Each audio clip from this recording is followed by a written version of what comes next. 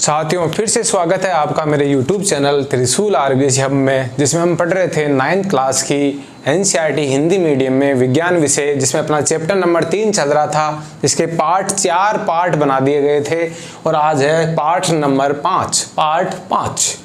कल का थोड़ा सा बता देता हूँ। कल क्या पढ़ा था? कल हमने आयन के बारे में पढ़ा था लास्ट में कि आयन क्या होते हैं।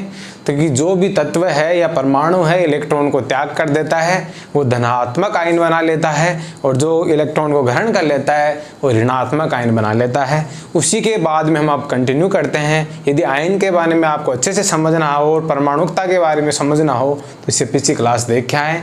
आज अपन चलते हैं, आ जाइए मेरे साथ। आयनिक यौगिक, ये कल वाला समझ में आने के बाद ही चलेगा। बस कल वाले का में थोड़ा आयन आने चाहिए आपको, तो आयनिक यौगिक समझ में आ जाएंगे। आयनिक यौगिक होते क्या हैं?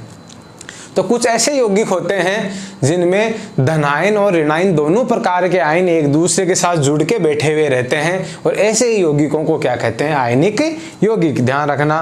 तो बहुत ही सिंपल सी डेफिनेशन है इसकी कि कुछ यौगिक जिनमें धनायन व ऋणायन दोनों आयन एक साथ पाए जाते हैं, ऐसे यौगिक क्या क्या कहलाते हैं? आपके आयनिक यौगिक। जैसे एग्जाम्पल देना हो तो NaCl, Na+ वाला होता है, Cl- वाला, दोनों एक दूसरे को अट्रैक्ट करते हैं और आयनिक बंध बना लेते हैं। तो मैं थोड़ा सा यहाँ समझा देता हूँ इसको। इसमें क्या होता है, एक तो कोई प्लस का होता है, जैसे एग्जाम्पल, बाद में एग्जाम्पल परिभाषा लिख लेते हैं। कुछ यौगिकों में धनायन व ऋणायन एक साथ पाए जाते हैं,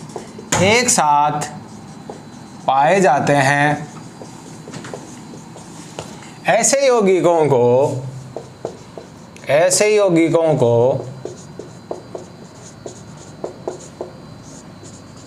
आयनिक यौगिक कहते हैं। कैसे यौगिक कहेंगे? आयनिक यौगिक कहते हैं।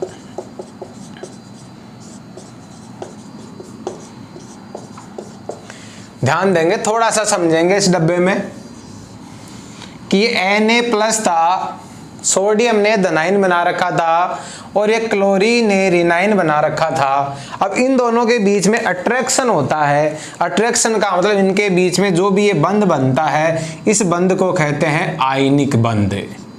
कौन सा बंध? आयनिक बंध। तो ध्यान रखना, दो अभी कुछ अलग स्टैंडर्ड में जाएंगे अपन तो वहाँ और चीज़ें पता चलेगी। थोड़ा यहाँ के लिए ध्यान रखो। एक तो होता है सहसंयोजी बंध, जब इलेक्ट्रॉनों का आदान प्रदान करके कोई बंध बनता है, जैसे इलेक्ट्रॉनों की साझेदारी से बंध बनता है, वो तो होता है सहसंयोजी बंध। जैसे H2O में बना था, ऐसे कई सारे कंपाउंड H2 में बनता है, N2 में बनता है। एक इलेक्ट्रॉन इधर का एक इलेक्ट्रॉन इधर का, दोनों के बीच में बंध बन जाता है, वो तो होता है सहसंयोजी बंध। ऐसे दो आयनों के बीच में यदि कोई बंध बनता है तो वो वाला बंध कौन सा होता है? आयनिक बंध। और इसके बनने से ये बना NaCl। क्या बना? NaCl।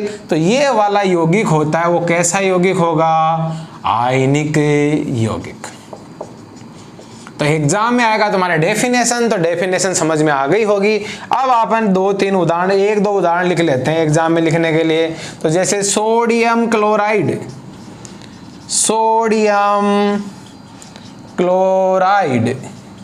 तो ये तो ऊपर वाला एग्जाम्पल ही हो गया NaCl।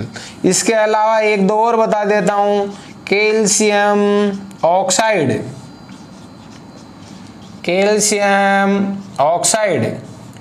तो कैल्शियम ऑक्साइड, इस कैल्शियम ऑक्साइड को भी तोड़ के बता देता हूं। कैल्शियम प्लस का 2 होता है, ऑक्सीजन माइनस की 2 होता है। तो ये दोनों जुड़ के कैसे बना लेते हैं? Calcium oxide. इसी के अलावा कुछ और एग्जाम्पल, ऐसे बहुत सारे एग्जाम्पल अभी आगे करेंगे तो वहीं कर लेंगे, यहाँ 2 एग्जाम्पल पर्याप्त है। तो आ जाइए 1 सेकंड के लिए दोबारा। कुछ यौगिकों में धनायन व ऋणायन एक साथ पाए जाते हैं, ऐसे यौगिकों को आयनिक यौगिक कहते हैं। Na+Cl- आयनिक बंध बनाएंगे, NaCl बन जाएगा। सोडियम क्लोराइड इसका एग्जाम्पल हो गया, कैल्शियम ऑक्साइड उसका एग्जाम्पल हो गया। इतना पर्याप्त है इसमें। अब अपन कुछ आयनिक यौगिकों को आगे सीखते हैं, पहले आप नोट कीजिए। अब आ जाइए नेक्स्ट पॉइंट, हेडिंग डाल लीजिए संयोजकता। ये आयनिक यानी धनायन और ऋणायन बनने की क्षमता ही संयोजकता होती है। यानी इसी में आगे का पॉइंट है ये। जैसे सोडियम है, सोडियम 1 प्लस ऊपर लगाता है, मतलब इसकी संयोजकता कितनी हो गई? 1।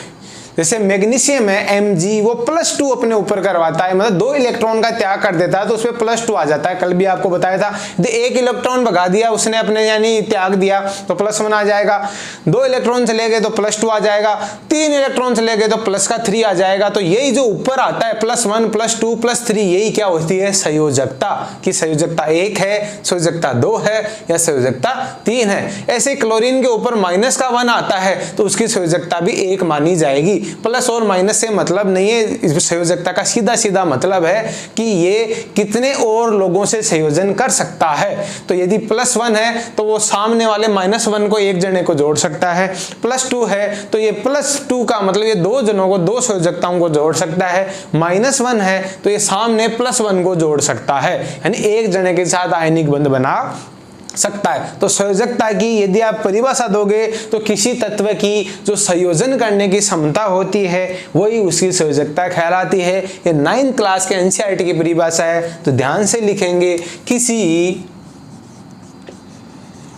तत्व अथवा वो क्या हो सकता है? आयन की संयोजन करने की क्षमता, संयोजन करने की क्षमता संयोजकता कहलाती है भाई। क्या कहलाती है? संयोजकता कहलाती है। याद कर लें, नॉर्मल सी है। कुछ एग्जाम्पल देने हो तो अभी के लिए समझाने के लिए, जैसे आपका सोडियम है वो +1 रखता है तो +1 लगाने की जरूरत नहीं है, यदि सिर्फ प्लस भी लगा हुआ दिखे तो 1 नहीं है। सोडियम है और आपका जैसे सीजियम है उस पर भी प्लस दिखेगा, लेकिन Mg के ऊपर +2 दिखेगा। और इसके अलावा भी बहुत सारे, जैसे क्लोरीन है -1 दिखेगा, तो ऑक्सीजन है -2 दिखेगा, फेरस है उस पर +2 दिखेगा, फेरस पे +3 भी दिखता है, कॉपर है उस पे +1 दिखेगा, कॉपर है +2 भी दिखेगा। तो इतनों का हम क्या करेंगे? तो आपको तो एनसीईआरटी वाले एग्जाम्पल याद रखने हैं कि किसकी संयोजकता 1 होती है तो 1 वालों का अलग लिख लेंगे, किसकी संयोजकताएं 2 होती हैं 2 वालों का अलग लिख लेंगे, 3 वालों का अलग लिख लेंगे। इस प्रकार से आप संयोजकताओं को आप प्रश्न आ सकता है जिसको आपको सही करके आना है। तो अभी मैं ये परिभाषा के बाद में उदाहरण लिख के बताता हूं कि किसकी संयोजकताएं कितनी होती है। उनको 2 बार ध्यान से देख लिया आपने तो आपको याद हो जाएंगे। ये मैंने आपकी बुक के सारे एग्जाम्पल लिख दिए गए हैं। आप कुछ हेडिंग इस प्रकार देखेंगे, कुछ आयन है, उनके नाम है और उनके प्रतीक हैं। तो ध्यान रखना, एक बात याद कर लो कि जो भी धातुएं होती हैं, मेटल्स होती हैं, वो हमेशा ही इलेक्ट्रॉन को देती हैं। तो इलेक्ट्रॉन यदि वो छोड़ देती हैं तो पीछे प्लस छोड़ के जाती हैं। तो ऐसा याद रखो, आपने मेटल्स खूब अच्छी तरीके से पढ़ ली हैं, मेटल्स के एग्जाम्पल भी सारे पता हैं। तो मेटल्स पे प्लस मिलता है, आपको इतना याद रखो। तो मेटल्स पे क्या मिलता है? प्लस। और वो जब आयन बन जाती हैं तो भी उनका नाम वही होता है। जैसे सोडियम है तो Na को भी सोडियम ही बोलते हैं और Na+ को भी सोडियम ही बोलेंगे। जैसे और कॉपर है तो कॉपर को भी सोडियम, Cu को सोडियम ही बोलते हैं और उस पे प्लस आने के बाद में भी सोडियम ही। तो इनके अलग से नाम याद भी नहीं करने हैं। तो ध्यान रखना, जो मेटल्स हैं तो मेटल्स के नाम पता है आपको, मेटल्स के नाम है वही उनके प्रतीक के ऊपर बस प्लस लगाने हैं।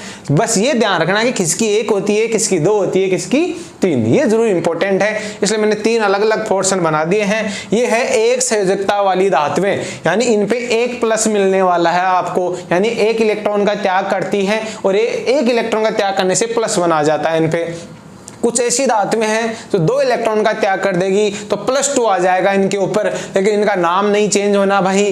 Mg को भी मैग्नीशियम ही बोलते हैं, Mg+2 को भी मैग्नीशियम ही बोलेंगे।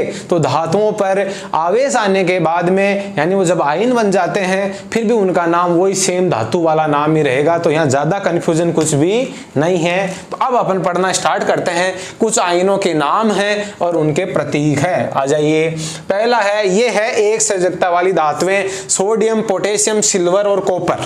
सोडियम, पोटेशियम, सिल्वर और कॉपर। देखिए सोडियम Na+, ठीक है। पोटेशियम K+, सिल्वर Ag+, थोड़ा कॉपर का ध्यान रखना।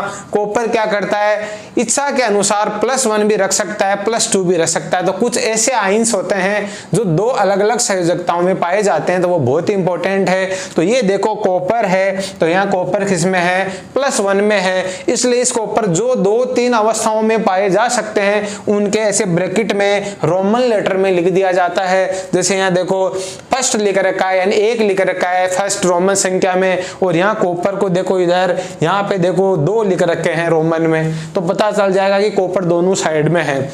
तो यहाँ कॉपर फर्स्ट का मतलब क्या है, कॉपर एक संयोजकता वाला कॉपर है। इधर आ जाओ, magnesium, calcium, iron second, zinc और कॉपर सेकंड, इनको पढ़ना सीखो। यह है आयरन सेकंड का मतलब आयरन कुछ अन्य संयोजकता में भी पाया जा सकता है, जैसे ये थर्ड वाली में देखो, थर्ड वाली में आयरन थर्ड भी पाया जाता है। तो एक तो कॉपर को याद रखो, कॉपर +1 में भी है, +2 में भी है। आयरन को याद रखो, आयरन +2 में है और +3 में है। तो ये बात दो जनों को अलग अलग याद रख लेना। फिर आ जाइए मैग्नीशियम का Mg+2, calcium Ca+2, iron second Fe+2, zinc +2, copper second copper +2। तो ये वाली धातुएं कौन सी थी, दो संयोजकता वाली धातुएं, ध्यान रखना कुछ भी एग्जांपल आ सकता है। और ये अभी आगे आएंगे जब अपन आयनिक यौगिक बनाएंगे, उन आयनिक यौगिकों का नाम बोलेंगे, तो नाम बोलेंगे तो पहले धनायन का नाम लिखेंगे, तो ये नाम भी वही है जो धातु का नाम है, वही उसके धनायन का नाम है भाई। आ जाओ 3 वाले 2 जने याद कर लो भाई, एल्यूमिनियम याद कर लो Al+3 और आयरन थर्ड याद कर लो Fe+3। तो ये हो गई 3 संयोजकता वाली धातुएं। तो यहां से क्या बातें सीखी आपने कि जो धातु होती हैं वो प्लस का आवेश रखती हैं और उनका नाम प्लस आने से बदलता नहीं है, जो धातु का नाम है वही उसके प्लस आयन का नाम भी होता है। तो आपने 3 प्रकार की धातुएं यहां और पढ़ ली, 1 संयोजकता वाली धातुएं, 2 संयोजकता वाली धातुएं और 3 संयोजकता वाली धातुएं। कुछ भी क्वेश्चन आ सकता है तो आप अच्छे से इनको नोट कीजिए। इसके बाद में मैं माइनस वाले लोगों को बताऊंगा, तो माइनस ध्यान रखना, धातु है वो प्लस रखती हैं और जो अधातु है वो माइनस रखती हैं, तो उनका नाम क्या होगा, उनकी संयोजकताएं क्या होगा, वो इसके बाद में आपको लिखवाता हूं, पहले आप ये नोट कीजिए। अब मैंने अधातुओं के एग्जाम्पल लिए हैं, तो अधातुएं क्या करती हैं, ज्यादातर अधातुएं माइनस ऊपर रखती हैं। बस ये कि पहले वाला थोड़ा सा आ जाइए, हाइड्रोजन है ये दोनों साइड ही है, हाइड्रोजन इलेक्ट्रॉन को त्याग भी देता है और इलेक्ट्रॉन ग्रहण भी कर लेता है, क्योंकि इसके पास एक इलेक्ट्रॉन होता है। तो एक इलेक्ट्रॉन को त्याग के या तो शून्य कर लेता है या एक इलेक्ट्रॉन लेके 2 कर लेता है, जिससे ज्यादा स्थायी हो जाता है। तो यदि ये एक इलेक्ट्रॉन भगा देता है तो इस पे प्लस आ जाता है, तो फिर उसका नाम हाइड्रोजन ही रहेगा भाई। क्यों, आपको बता दिया, जब प्लस आता है तो धातु है, धातु कोई भी हो, उनका नाम चेंज नहीं होना चाहिए। प्लस आने पे जो मूल तत्व का नाम है वही नाम आयन का भी होता है। तो H+ को तो हाइड्रोजन ही बोलूंगा। लेकिन अब आ जाइए, यदि इसमें एक H- आ जाता है तो ध्यान रखना फिर वो हो जाएगा हाइड्राइड। क्या हो जाएगा, हाइड्राइड। अब आगे ध्यान रखना, जब किसी पे माइनस लग जाएगा तो आगे ईड लगेगा, इड देख लेना भले आप, जैसे I- तो आयोडाइड, ब्रोमाइड, ऑक्साइड, सल्फाइड और नाइट्राइड। तो ये लिखना सीख लो भाई पहले। देखो आयो, ब्रोमा, ऑक्सा, सल्फा, नाइट्रा, इनके बाद में ई डे और लग जाता है, तो इन वर्ड को बस को ज्यादा हार्ड नहीं है। जैसे हाइड्राइड, आयोडाइड, ब्रोमाइड, जैसे ब्रोमीन होता है लेकिन ब्रोमा प्लस आइड, ब्रोम प्लस आइड, ध्यान रखना, ऑक्साइड, सल्फाइड, नाइट्राइड। 2 बार बोलोगे याद हो जाएंगे। आ जाइए वापस, hydride, iodide, bromide, oxide, sulphide और नाइट्राइड। अब ये देख लो, शुरू वाले हैं वो एक संयोजकता वाले हैं ब्रोमाइड तक, तो ये वाले लोग एक संयोजकता वाले हैं, तो मैंने लिख दिया एक संयोजकता वाली अधातुएं हैं ये, ठीक है। फिर ऑक्साइड और सल्फाइड होते हैं, वो 2 इलेक्ट्रॉन ग्रहण कर लेते हैं, तो इनके ऊपर -2 आते हैं, अर्थात ये 2 संयोजकता वाली अधातुएं, ये दोनों हैं वो 2 वाली हैं। और ये जो नाइट्राइड है याद रखना, ये N-3 में रहते हैं, तो 3 संयोजकता वाली अधातुएं हैं। तो ये आपको प्लस और माइनस वाली अधातुएं बता दी गई है। लेकिन ये आपने एक नज़र मारी होगी, सभी single single single single element है। कुछ ऐसे भी आते हैं जो कंपाउंड बना के फिर ऊपर माइनस प्लस आता है उन पे, तो वो होते हैं कि मल्टीपल यानी बहु परमाणु वाले आयन भी हो सकते हैं। ये तो एकल परमाणु वाले आयन है सारे, जैसे सिर्फ हाइड्रोजन है, सिर्फ हाइड्रोजन है, सिर्फ आयोडीन है, सिर्फ ब्रोमीन है, सिर्फ ऑक्सीजन सल्फर।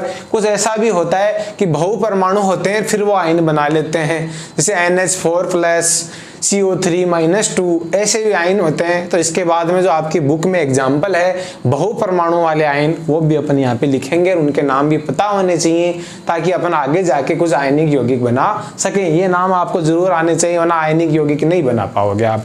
तो आगे लिखवाता हूं मैं। अब हम पढ़ने जा रहे हैं, वेरी वेरी इंपॉर्टेंट है, जो अपने आयनिक यौगिक बनाने में काम आएंगे, बहु परमाणुक आयन। बहु परमाणुक ऐसे आयन जिनमें बहु परमाणु हो, मतलब एक से ज्यादा परमाणु होते हो, यानी बड़े बड़े आयन पढ़ने जा रहे हैं। तो आगे यौगिक बनाए, इनको तो अच्छे से याद करो भाई। अमोनियम, जब भी बोलूं अमोनियम तो NH4+ आना चाहिए। अमोनियम एक दो बार याद करो, याद हो जाएंगे। NH4। नाइट्रेट NO3-, नाइट्रेट ध्यान रखना, नाइट्राइड अलग था वो पीछे गया, वो N-3 था, ये है nitrate NO3-। Okay. Carbonate CO3-2, sulphate SO4-2, hydroxide OH-, hydrogen और हाइड्राइड वो पीछे गए। हाइड्रोजन तो किसको कहते थे? H+ को। हाइड्राइड किसको कहते थे? H- को। लेकिन हाइड्रोक्साइड आ जावा, हाइड्रोक्साइड, हाइड्रपल ऑक्साइड यानी हाइड्रोजन और ऑक्सीजन का कॉम्बिनेशन है OH-। हाइड्रोजन कार्बोनेट, अब यदि कार्बोनेट याद हो गया तो हाइड्रोजन कार्बोनेट भी याद हो जाएगा, HCO3-। ध्यान रखना, कार्बोनेट पे माइनस के 2 होते हैं और हाइड्रोजन कार्बोनेट पे माइनस का 1 होता है। सल्फाइट SO3-2, सल्फाइट SO3-2 और फॉस्फेट PO4-3। ये आपको इतने आयन तो याद करने ही करने होंगे, 4 8 आयन याद कर लो तो आप आयनिक कंपाउंड में फंसोगे नहीं, आयनिक यौगिक बड़ी आसानी से बना लोगे। तो इनको ध्यान से लिखिए, ये माइनस प्लस वाले इन पे संख्याएं सही सही होनी चाहिए।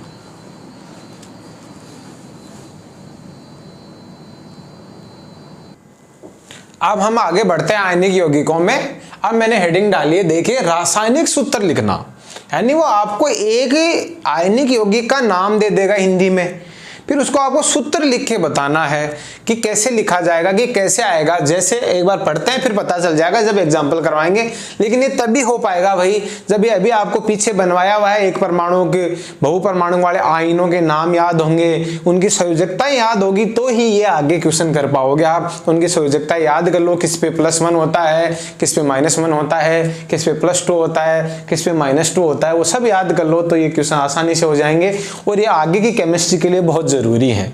आगे की क्लासों में सबसे ज्यादा नाम ही नाम, ये नाम लेता रहेगा, आपको नाम ही नहीं पता होंगे तो क्या है, तो आप रासायनिक समीकरण करोगे, क्या अभिक्रियाएं सीखोगे, क्या उनको बैलेंस 10th क्लास में अभिक्रियाओं को बैलेंस करना पड़ेगा, तो वो तो सिर्फ नाम आएंगे। तो ये केमिकल वाले नाम है ना, केमिस्ट्री को बहुत टफ बना देते हैं, इससे अच्छा है 9th क्लास में सीख लो इनको, तो अच्छे से याद हो जाएंगे। तो रासायनिक सूत्र लिखने के लिए कुछ नियमों का पालन करना चाहिए हमें। आयन की संयोजकता अथवा आवेश संतुलित होना चाहिए, यानी कोई भी आयनिक यौगिक बना उसमें एक प्लस वाला एक माइनस वाला है, तो प्लस का कुल आवेश माइनस के कुल आवेश के बराबर होना चाहिए। यदि प्लस का 1 है तो माइनस का भी 1 ही होना चाहिए, यानी उस आयन पे कुल आवेश 0 ही आना चाहिए। ध्यान रखना, कुल आवेश तो प्लस वाले और माइनस वाले बराबर होने चाहिए। वो एग्जाम्पल करेंगे तब समझ में आ जाएगा। जब एक आयनिक यौगिक किसी धातु एवं अधातु के सहयोग से निर्मित होता है, यानी किसी आयनिक यौगिक में यदि एक जनी धातु है एक जना अधातु है, तो जब उसका नाम लिखेंगे या सूत्र लिखेंगे तो पहले धातु को लिखेंगे और बाद में अधातु को लिखेंगे। धातु वाला नॉर्मली प्लस का होता है, अधातु वाला माइनस का होता है, तो पहले प्लस वाले आयन को लिखेंगे बाद में माइनस वाले को, यानी पहले ऐसा याद रखो, पहले धातु को लिखेंगे फिर अधातु को लिखेंगे। तो धातु के नाम को पहले लिखते हैं। कुछ एग्जाम्पल दिए आयनिक यौगिकों, होंगे जो इनके नाम आगे और अच्छे से आपको याद हो जाएंगे। पहले यहाँ एग्जांपल के तरीके से देख लो। कैल्शियम ऑक्साइड, तो देखो कैल्शियम एक धातु है और ऑक्साइड एक धातु है, तो पहले कैल्शियम का नाम लिखा, ऐसे लिखना है CaO। फिर सोडियम क्लोराइड, सोडियम धातु है, क्लोराइड यानी क्लोरीन क्या है, धातु है। आयरन सल्फाइड, कॉपर ऑक्साइड, देखो पहले सब धातुओं के नाम है, कैल्शियम, सोडियम, आयरन, कॉपर, पहले सब क्या है, धातु, और सब बाद वाली कौन है, धातु। ऑक्साइड O होता है, क्लोराइड Cl होता है, सल्फाइड S होता है, ऑक्साइड O होता है। तो अभी आपको बता दिया था, तो ये 4 एग्जाम्पल ऐसे आपको लिखा दिए गए हैं। अब अपन रियल में एग्जाम्पल करते हैं, वो आपको देगा एक हिंदी में नाम और फिर आपको उसको क्या बनाओगे, सूत्र बनाते हैं अपन। तो आगे बढ़ते हैं, पहले नोट कीजिए आप। अब आ जाइए, यहां से एक क्वेश्चन आ सकता है आपके सरल यौगिकों के सूत्र। यदि आपने संयोजकताएं वगैरह सीख ली हैं, आयनिक यौगिक सीख लिए हैं, अब अपन उनके सूत्र बनाना सीख जाएंगे तो आपके समस्या नहीं आएगी। 10th क्लास में बिल्कुल समस्या नहीं आएगी। रासायनिक सूत्र लिखते समय हम पहले तत्वों के प्रतीक लिखेंगे। स्टेप सुनो भाई, पहले उन तत्वों के प्रतीक लिख देंगे, यानी उस नाम में ये तो समझ ही जाओगे कि किस तत्व की बात हो रही है। जैसे बोला हाइड्रोजन सल्फाइड, तो एक तो है हाइड्रोजन, एक है सल्फर। जैसे बोला सोडियम क्लोराइड, तो एक है सोडियम, एक है क्लोराइड मतलब क्लोरीन। तो उनके पहले प्रतीक लिख दो, ठीक है। तो पहले उनके प्रतीक लिख देंगे, फिर उनके संयोजकताएं लिख देंगे। उनके नीचे क्या लिख देंगे, संयोजकताएं। क्या संयोजकताएं कहां से लाएंगे, तो अभी आपको इसी क्लास में पढ़ा दी संयोजकताएं, किसकी +1 होती है, किसकी -1, किसकी +2, किसकी -2। उसको प्लस माइनस लगाने की जरूरत नहीं है, नंबर याद होने चाहिए कि ऑक्सीजन के ऊपर 2 नंबर होता है, सल्फर पे भी 2 होता है, नाइट्रोजन पे 3 होता है, हाइड्रोजन पे 1 होता है। वो नंबर कम से कम याद होने चाहिए। फिर उनकी संयोजकताओं को क्रॉस गुणा कर देंगे, यानी इसकी संयोजकता उसको दे देंगे और इसकी संयोजकता इसको दे देंगे। फिर उनके नीचे लगा के आराम से सूत्र बन जाएगा। 1-2 एग्जाम्पल में आप सेट हो जाओगे। पहला हो जाओ, उदाहरण फर्स्ट है हाइड्रोजन क्लोराइड। तो पहले ऐसा पूछेगा, हाइड्रोजन क्लोराइड का सूत्र लिखिए, रासायनिक सूत्र एग्जाम में ऐसे आएगा। तो हाइड्रोजन का H लिखा, क्लोराइड का Cl लिखा। एक बार के लिए क्लोराइड का Cl- लिखने की जरूरत नहीं है, सिर्फ उनके प्रतीक लिख दो। तो H और Cl लिखा। अब नीचे इनकी संयोजकताएं लिखो। हाइड्रोजन की संयोजकता कितनी होती है, खुद के नीचे संयोजकता लिखनी है। हाइड्रोजन की संयोजकता 1 और क्लोरीन की भी 1 होती है। अभी पीछे का पेज पलट के देख लो, आपको दिख जाएंगी। तो 1 है, तो 1 तो इससे गुणा कर दो और 1 इससे, यानी अक्रॉस गुणा कर दो। इसकी संयोजकता इससे गुणा कर दो, इसकी संयोजकता इससे गुणा कर दो, तो दोनों एक ही है। तो HCl, H भी 1 है यहाँ पे, Cl भी 1 है। तो 1 को लिखते नहीं है अपन केमिस्ट्री में, 1 को ऐसे ही छोड़ देते हैं। अंडरस्टैंडिंग है कि यहाँ 1 है। तो सूत्र बन गया HCl। क्या बन गया, HCl। तो इसका मतलब हाइड्रोजन क्लोराइड को क्या बोलूंगा, HCl। हो गया काम। सेकंड एग्जाम्पल वो थोड़ा इजी था। अब आ जाओ हाइड्रोजन सल्फाइड। तो हाइड्रोजन का तो H लिखा, सल्फाइड का S लिखा, मतलब सल्फर है। अब पीछे संयोजकताएं देखो, हाइड्रोजन की संयोजकता 1 होती है, सल्फर की संयोजकता 2 होती है, यानी सल्फाइड है तो 2 आता है। अब इनको क्रॉस गुणा कर दो, तो H तो 2 हो जाएंगे, तो H2 हो जाएगा और S1 क्रॉस गुणा कर दो। सल्फाइड वाली संयोजकता उसको दे दो और हाइड्रोजन वाली सल्फर को दे दो। ऐसा करके ये 2 इसके नीचे लगा दो और S के नीचे 1 लगाया, 1 लगाने की जरूरत नहीं है, तो H2S फॉर्मूला बन गया कि नहीं बन गया। तीसरा आ जाइए आप, कार्बन टेट्राक्लोराइड। तो ये टेट्रा वेट्रा वर्ड का अभी ध्यान नहीं रखना है, सिर्फ आप ये देखो कौन सा यहाँ पे तत्व यूज हो रहा है उस तत्व को लिखना है। बाकी ये कोई मतलब नहीं, आगे आइड लगा हुआ है कि क्या, वो अपने आप नीचे सही हो जाएगा। तो कार्बन का C लिख दिया, क्लोराइड का Cl लिख दिया। कार्बन की संयोजकता 4 होती है, तो पीछे वाली सारणी में तो ये नहीं आई थी संयोजकता, क्योंकि ये क्वेश्चन जरूर आ गया एनसीईआरटी में, कभी कभार ऐसा होता है। तो मैंने नीचे लिख दिया कि कार्बन की संयोजकता कितनी होती है, 4। तो उस सारणी में याद करो, उस सारणी में डाल लो कार्बन की संयोजकता कितनी होती है, 4, याद कर लेना। तो कार्बन के नीचे 4 लिख दिया। क्लोरीन की संयोजकता कितनी होती है, 1। अब कार्बन तो 1 से गुणा हो गया, क्लोरीन 4 से गुणा हो गया, तो CCl4 बन गया। कार्बन तो 1 है और क्लोरीन कितने हैं, 4। तो कार्बन टेट्राक्लोराइड का रासायनिक सूत्र क्या हो गया, CCl4। तो आप निकालना आगे होंगे। 1 2 3 एग्जाम्पल करवा दिया आपको। अब 1 2 को रहे हुए हैं वो और करवा देता हूं आपको।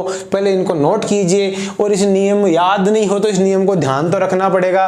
बहुत ही आसान है कि जो भी आपको नाम दिया गया है उन नाम के जो उसके अंदर जो तत्व हैं उन तत्वों के प्रतीक लिख लो पहले, फिर उनकी संयोजकताएं उन्हीं के नीचे लिख दो, फिर उनकी संयोजकताओं को क्रॉस गुणा कर दो, बन गया तुम्हारा रासायनिक सूत्र।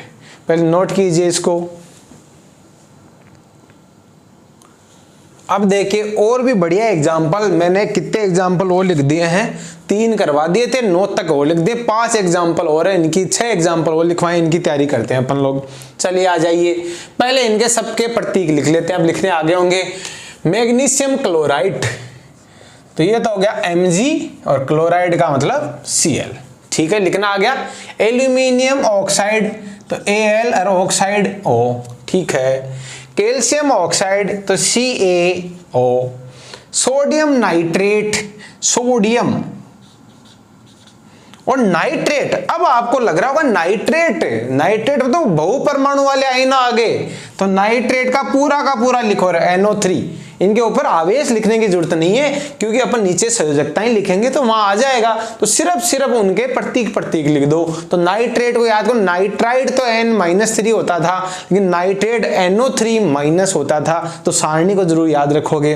कैल्शियम हाइड्रोक्साइड आया है OH, तो ये वाले आयन कौन से आने लग गए अब, बहुपरमाणु वाले आयन जो लिखवाए थे तुम्हारे को। सोडियम कार्बोनेट, तो सोडियम तो Na और कार्बोनेट क्या था CO3-। अब इनकी नीचे क्या लिखते हैं भाई, संयोजकता। यहां मैं संयोजकता Mg की संयोजकता याद करो 2, क्लोरीन की कितनी होती है 1, एल्यूमिनियम की संयोजकता 3, ऑक्सीजन की कितनी होती है 2, कैल्शियम की कितनी होती है रे 2, ऑक्सीजन की कितनी होती है 2, सोडियम की कितनी होती है 1, नाइट्रेट की कितनी होती है 1, NO3- था 1। फिर आ जाओ, कैल्शियम की कितनी होती है 1, हाइड्रोक्साइड की कितनी होती है, कैल्शियम की गलत लिख दी 2, हाइड्रोक्साइड की कितनी होती है 1, सोडियम की कितनी होती है 1, कार्बोनेट की कितनी होती है 2। देख लीजिए कहीं गलती ना हो जाए। जैसे अब क्या करेंगे, क्रॉस गुणा कर देंगे, ये इसको गुणा, ये इसको गुणा, ये लीजिए, ये इसका, ये इसका, ये इसका, ये इसका, ये लीजिए, ये लीजिए। बहुत ही आसान तरीके से आपको कितने भी हार्ड की लिखो ना, क्या फर्क पड़ रहा है। ये लो आ जाए, लिखते हैं MgCl2 बन गया, Mg1Cl2 हो गया। ये आ जाइए Al2O3, ये लीजिए, ये आ जाइए Ca2O2। अब देखो यहां थोड़ा सा मैं स्टार लगा देता हूं, इसके भी 2 है, इसके भी 2 है, तो इनको सरल अनुपातों में आप बांट सकते हो। ये लोग नहीं बटेंगे, यहाँ 1 है 2 है, नहीं बट पाएंगे। 2 और 3 को भी सरल अनुपात में नहीं बांट पाएंगे, यहाँ भी नहीं बांट पाएंगे। यहाँ देखो, यहाँ 2 है तो इनको सरल अनुपात में बांट दोगे तो ये सूत्र सही है ज्यादा। ऐसे एनसीईआरटी में ही लिखा हुआ आता है, तो ध्यान रखना जब कोई भी 2 परमाणु वाला बन गया तो उनमें यदि कोई सरल अनुपात का भाग जाता हो, यानी वो संख्याएं छोटी हो जाती हैं, तो उनको छोटे अनुपात में बांट देते हैं। तो यही आप छोटा कर सकते हो, यदि 2 और 2 है तो उनको दोनों से 2 से डिवाइड कर दो तो 1 1 आ जाएंगे। तो यहाँ थोड़ा सा ध्यान रखना। ओके, स्टार लगा देता हूं। सोडियम नाइट्रेट, तो यहाँ सोडियम तो 1 है और NO3 भी 1 है, ये लीजिए। फिर आ जाए कैल्शियम हाइड्रोक्साइड, कैल्शियम तो 1 है और OH, ध्यान रखना ये दोनों मिला के 2 जने हैं, यानी पूरा कंपाउंड एक ही है, तो इसको ब्रैकेट में बंद करके यहाँ क्या लगाऊंगा 2। ये थोड़ा सा इंपॉर्टेंट बात और आ गई है कि बहुपरमाणु आयनों को ब्रैकेट में बंद करके फिर उनके नीचे 2 3 4 ऐसे लगेगा। तो वो कैल्शियम हाइड्रोक्साइड का 2। उधर आ जाओ, Na तो 2 है, Na तो 2 है और CO3 है 1। थोड़ा गैप ज्यादा हो गया, पास में लिखो। जब इसमें यहाँ 1 होता है तो ब्रैकेट लगाने की जरूरत नहीं है, 1 में तो ब्रैकेट ओपन ही चलेगा, लेकिन 2 या 3 लगाने होते हैं बहुपरमाणु आयन के तो ब्रैकेट जरूर लगाते हैं। तो ये देखिए, आपसे इसको ध्यान से देखें और इनको नोट करें और खुद एक बार आप कॉपी में ट्राई करें। अब ये आपके एनसीईआरटी का क्वेश्चन है। आ जाइए, यदि आपने सीख लिया तो आसानी से कर सकते हो। निम्न के सूत्र लिखे एग्जाम में ऐसे क्वेश्चन आएंगे आपके। Sodium oxide, aluminium chloride, sodium sulphide, magnesium hydroxide, ammonium sulphate. तो मैं इधर निकाल के या लिखता हूं आराम से। पहले आ जाओ सोडियम ऑक्साइड, तो ये लीजिए सोडियम, ये लीजिए ऑक्साइड, सोडियम 1 ऑक्साइड 2 ऐसे क्रॉस कर दीजिए, क्या हो जाएगा Na2O। ये लीजिए बन गया सूत्र। ओके, एल्यूमिनियम क्लोराइड, तो ये एल्यूमिनियम, ये क्लोराइड, ठीक है। एल्यूमिनियम 3 याद करो, क्लोराइड 1, क्रॉस गुणा करो तो AlCl3। ये लीजिए बन गया। सोडियम सल्फाइड, ये लीजिए सोडियम, ये लीजिए सल्फाइड, सोडियम 1 सल्फाइड 2, क्रॉस गुणा कीजिए आप तो ये हो गया Na2S। ये लीजिए मैग्नीशियम हाइड्रोक्साइड, तो ये Mg हाइड्रोक्साइड आया है, सचेत हो जाना, मल्टीपल वाला OH, तो Mg तो 2 और OH का क्या होता था, OH का 1, तो मल्टीप्लाई करो तो MgOH ट्वाइस, तो OH को ब्रैकेट में बंद करके क्या करूंगा, ट्वाइस करूंगा। अमोनियम सल्फेट, ये बहुत ही शानदार है। अमोनियम, ये अमोनियम वाला भी बहु परमाणु वाला आयन था, याद करो। अमोनियम NH4 प्लस, और सल्फेट क्या था SO3 - 2। तो अब लिखता हूं मैं NH4, इसका पूरा का पूरा, SO3, इसकी संयोजकता 1 है, इसकी संयोजकता कितनी है 2 है, तो ये इसकी यहां जाएगा, ये यहां जाएगा, तो इसका सूत्र तो बड़ा इंटरेस्टिंग है। NH4 का ट्वाइस SO3 एक ही है। ये लीजिए, ये सूत्र ज्यादा इंपॉर्टेंट है, बहुत ही बढ़िया वाला। अमोनियम को पहले क्यों लिखा, तो धनात्मक आयनों को पहले लिखते हैं, तो धनात्मक आयन को पहले लिखा, ऋणात्मक आयन को बाद में लिखा, तो NH4 ट्वाइस SO3 आएगा। तो ये प्रश्न भी हो गया होगा आपको। अब एक क्वेश्चन और आता है, यहां से रिवर्स आ जाता है। ये दे देंगे आपको रासायनिक सूत्र, उनका नाम लिखवा लेंगे, तो वो तो ज्यादा इजी है। जैसे जिनको देखो वैसे लिख दो। जो प्लस वाले आयन है उनके तो कोई आइड वगैरह कुछ नहीं है, उनका तो नाम आएगा जैसे सोडियम, और इधर वाले आयन होता है उनके क्या लग जाता है, आइड वगैरह। तो पहचान जाओगे आयनों को, और आयन अब काम आएंगे। यदि आप आयनों को पहचानते हो तो उनका नाम आसानी से लिख दोगे। तो एक क्वेश्चन वो वाला करते हैं जो आपकी बुक का है, एनसीईआरटी का है। ये देखिए, ऐसा क्वेश्चन एनसीईआरटी का आपके, निम्नलिखित आयनिक यौगिकों के नाम लिखिए, ऐसे आएंगे आपके। बहुत ही इजी है। पहले तो ये फटतम वाला जो आयन होता है उनके नाम तो बहुत आसान होते हैं, जैसे यहाँ एल्यूमिनियम है, कैल्शियम है, पोटेशियम है और कैल्शियम है। तो इनके तो कोई आइड वगैरह लगता भी नहीं, तो पहले इनके नाम लिख देते हैं। एल्यूमिनियम, कैल्शियम, आपको पता है ना धनात्मक आयनों का नाम चेंज नहीं होता है। यहाँ कौन है, पोटेशियम, यहाँ कौन है, पोटेशियम, और यहाँ कौन है, कैल्शियम। इतना तो हो गया काम। अब ऋणात्मक आयनों को पहचानो। यहाँ सल्फेट है कि नहीं है, तो एल्यूमिनियम सल्फेट, ये लीजिए। यहाँ क्लोराइड, तो ये लीजिए क्लोराइड Cl है। यहाँ फिर से कौन आ गया, SO4, तो ये आ गया सल्फेट। फिर आएगा NO3, इसको पहचानो, नाइट्रेट बोलते हैं। क्या बोलते हैं, नाइट्रेट। और ये CO3- कार्बोनेट। ये लीजिए, कितना आसान नाम होंगे, 1 2 3 4 5। Aluminium sulphate, calcium chloride, potassium sulphate, potassium nitrate, calcium carbonate. इस हिसाब से आज ने बहुत इंपॉर्टेंट पोर्शन पढ़ा है आपने, तो 10th क्लास में बहुत ज़्यादा काम आने वाला है। यदि वीडियो आपको पसंद आए तो सभी लोगों को शेयर करें। आगे अपन इन चैप्टर को कंटिन्यू रखेंगे, जिसका वीडियो आज शाम को डाला जाएगा। तो ये पाठ नंबर 4 था, उसको ढंग से पढ़ें। इसी के साथ जय हिंद, जय भारत।